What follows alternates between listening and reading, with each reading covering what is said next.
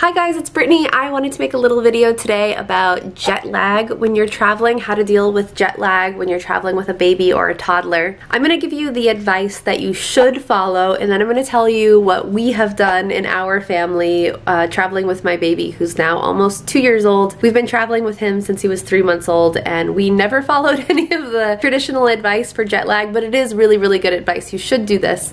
So I'll tell you that first, and then I'll tell you what we've always done. I would love to invite you to write in the comments down below things that have worked for you when you've been traveling with your babies or your toddlers or your small children, or even by yourself. What are some things that have helped you adjust to jet lag, to time differences? So the first really, really good piece of advice is not to overplan your first 2 or 3 days in your destination. I know that some people are traveling only for like 1 week, so 2 or 3 days is a big chunk of your vacation, but it's just such a good idea to not try to cram lots of tours and excursions and whatever else, really busy things, seeing lots of family in those first 2 or 3 days, especially if you have a really, really big time difference. Because you can count on your baby and yourself just sleeping terribly for a couple of days, a couple of nights. Unless you're like a really, really high energy person and you think that you can push past this, I would heed this advice. The second thing that's really smart to do is that when you arrive at your destination, try to keep your baby or your toddler awake until like 10 or 11 p.m. And I know that's going to be different with little babies who are taking a lot of more frequent naps. In that case, you can let your baby nap, but make sure those naps are really short. Don't let them sleep for like a long, long stretch of time during the day. Try to keep everybody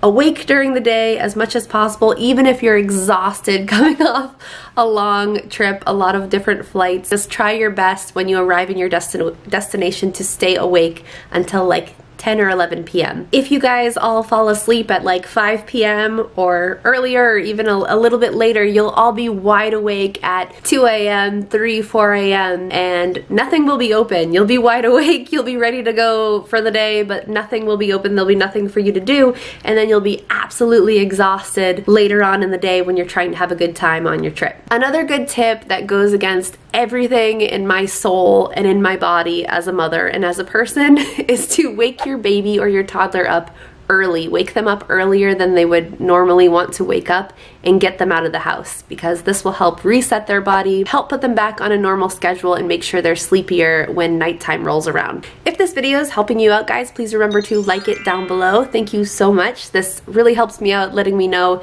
if this content is helpful for you or if I should be making videos on a different topic. Another great piece of advice for battling jet lag, especially with a baby or a toddler, is to get outside. This is probably the last thing you're going to want to do when you arrive at your hotel or Airbnb or whatever, but try your best. Take a quick shower and then get everybody outside. Go for a little walk. The sun's natural sunness will readjust your body and reset you more quickly than if you stay in your hotel room and take a long nap. You need to save a little bit of energy for when you arrive, because it's going to take all of your energy to try to keep your family awake until 10 p.m. Try to do high energy activities, especially if your child is walking. Try to keep them out of the stroller. Don't stroll them around. Don't let them get too sleepy. Try to keep them out of the carrier. This also means, if you can, no TV, no books, no kind of relaxing sitting down activities for anybody on the first day. I know this is not what you want to hear,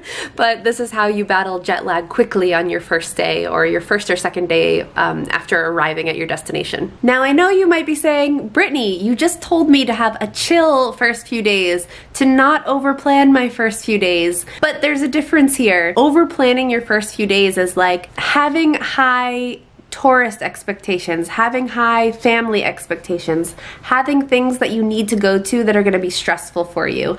I don't want you to do those kind of things on your first couple of days, but what I do want you to do is go take your toddler to a playground, to a beach, to a field, and just have them run around. So you want to do activities that are low stress, low expectations, but that expend a lot of energy, if that makes sense. Another thing you could do, which is kind of extreme, but what some people do, is just not try to adjust to the time difference at all. Just stay on your time schedule back home. So what I mean by this is just, for example, sleep in really late and have everybody go to bed really late every night and sort of maintain the same schedule, the same time zone as your home time zone, so you don't have to do any adjusting at all when you go back home. This will of course depend on where you're traveling to. I've heard of families doing this when they go on vacation, coming from the US and going to Europe. Europe is 6, 7, 8 hours ahead, so some American families just decide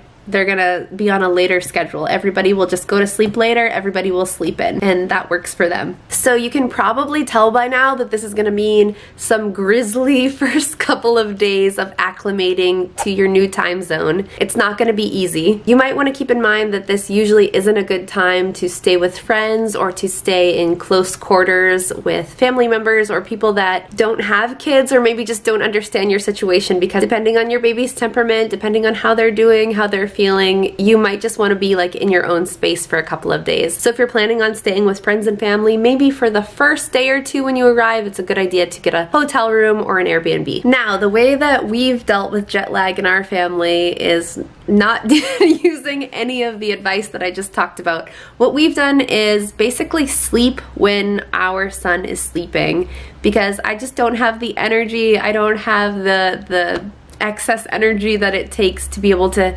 entertain him and keep him up all day on the first day, especially after a long day of travel. So for us, what works best is we're all completely exhausted when we arrive at our hotel, at our Airbnb, and we just sleep. We just do exactly the opposite of what you're supposed to do. We take a really, really long nap. I remember really clearly arriving in Barcelona when my son was 6 months old.